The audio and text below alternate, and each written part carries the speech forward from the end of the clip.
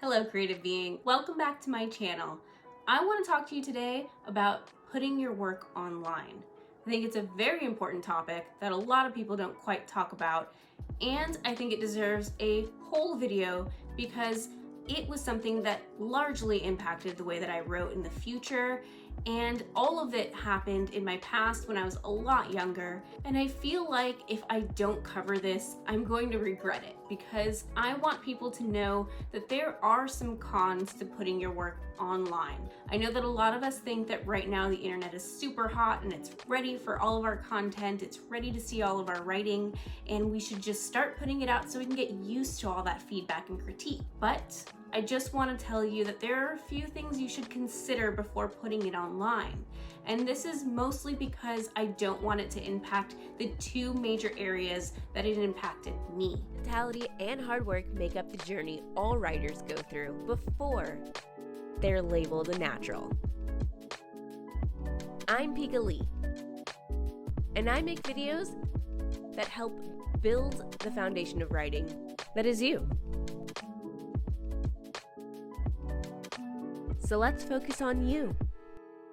Two areas that it impacted me the most were my mental health and my professional portfolio. Now, if you know my channel, you know that I like to talk about mentality being one of the foundations of writing. And that's because I think that as creative beings, we tend to put a lot of emotion and thought into our work and into the way that we proceed to share that work with others. And I think that that is something we don't typically talk about. We don't talk about how it affects us mentally, physically, and professionally. And I want to talk to you today about those two big areas, and let's get started. So the biggest thing that I see online when I put my work on it back in 2005, the negative behaviors. So there's a lot of people who are out there just kind of miserably bringing down others.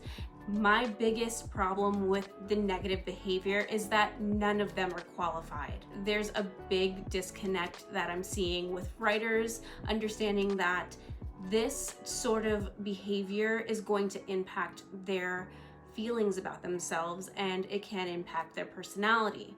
For me, when I was younger, that negative behavior and that negative commenting toward my writing actually scared me off for a number of years from ever sharing any of my writing to anyone.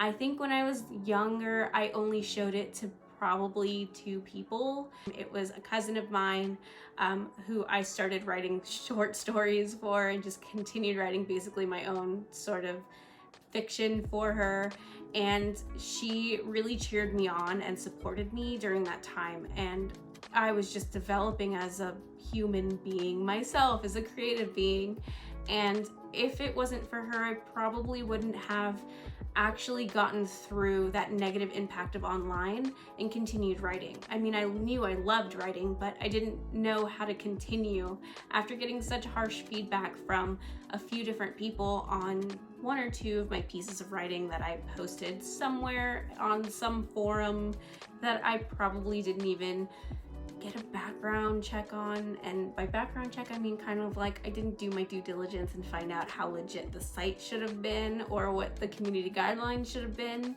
But that was my old 2005 self, and I was very young and inexperienced with both writing and handling negative comments that it made me very insecure, and I was already a very shy person, so even more introverted. So something that I want to point out about if you're experiencing this sort of negative behavior online, they've likely been bullied themselves. Someone is treating them somewhere like this, and that's where the behavior is likely coming from. So just know that if they could choose or be more aware of themselves, they probably wouldn't choose to be this rude to you or this mean. But also something I didn't realize back in the day was that you don't know what tone sounds like on words when they're over the computer or over a text message.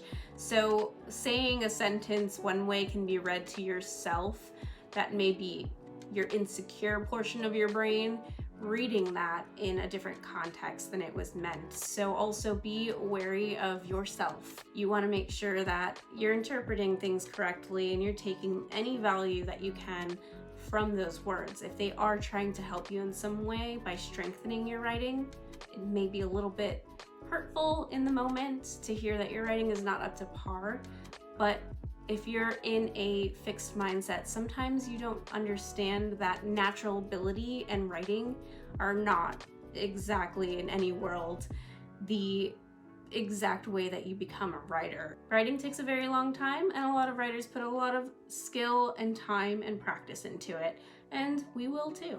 Now, another reason why I want to kind of remind you that the way that people impact you is not good for your mental health is because sometimes we start to pick up these habits ourselves. If we're used to hearing sort of a negative spin on feedback and critiquing, we tend to take that into our critiquing of others. And what happens is we become a version of the person who used to tell us these things about our writing that we didn't like to hear in the way that we didn't like to hear it. It might be something that's going to be subconsciously taken with you somewhere because you might think, well, this is the way that the world works. People are going to tell you the hard truth, and so I must now do this to a growing writer myself. But this is only going to continue the loop of negativity, and you don't want to be that person who's perpetuating it. Understand and try to make sure that you're pretty aware of yourself. Make sure you're not continuing that behavior with someone else.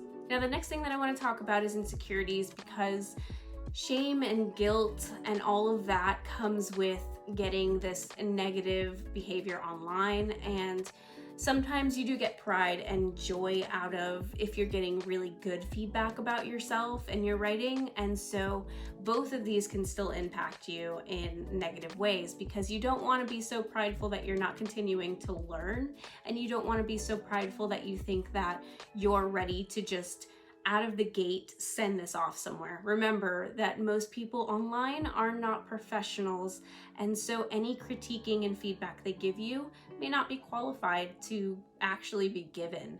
So the thing that I want to caution you about is insecurity. Do not build up that insecurity because of what you're receiving as far as the behaviors that you're seeing online, whether they're good or bad. That can give you insecurity in both ways. If you're feeling really good about your work, you could think that you're just peaking now and you'll never get past being this sort of level. And it may make you feel like you either need to work harder and then you can burn yourself out. And it may be something that transfers with you as an insecurity into adulthood. And that's something that did happen with me. I, to this day, am pretty insecure about quite a lot of things, and it prevents me from trying something new. You don't want to stagnate in your writing. You always want to be growing and evolving.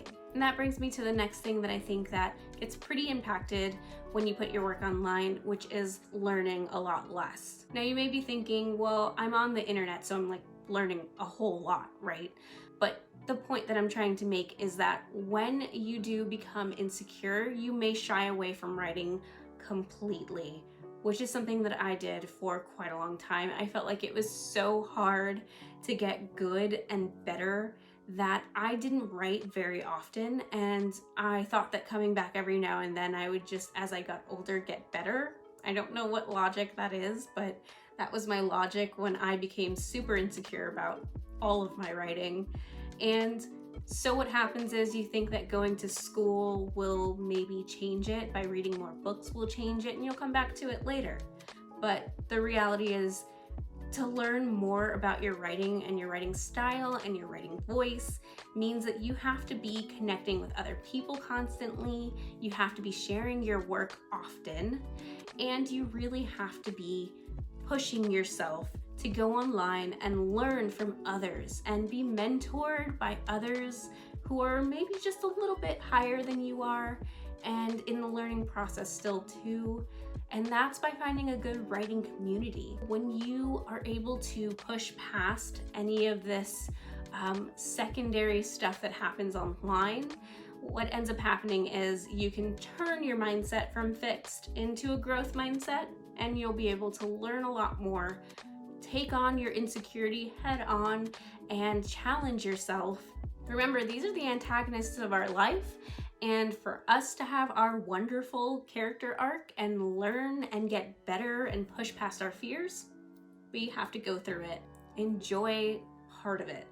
Maybe not all of it, because some of it kind of sucks, but definitely you can get through it if I can. Now on to the professional drawbacks that I've seen. So the very first thing that I want to point out is that if you go ahead and you publish your work online, that is true publishing. So that means that you cannot try to sell that later on. Now, this doesn't pertain to every single writer who has gotten famous off of a forum, E.L. James, 50 Shades of Grey. But once you publish it somewhere on the internet, it's public. You need to read the terms and agreements, because just so you know, when you are signing off on these things, there are hidden clauses sometimes.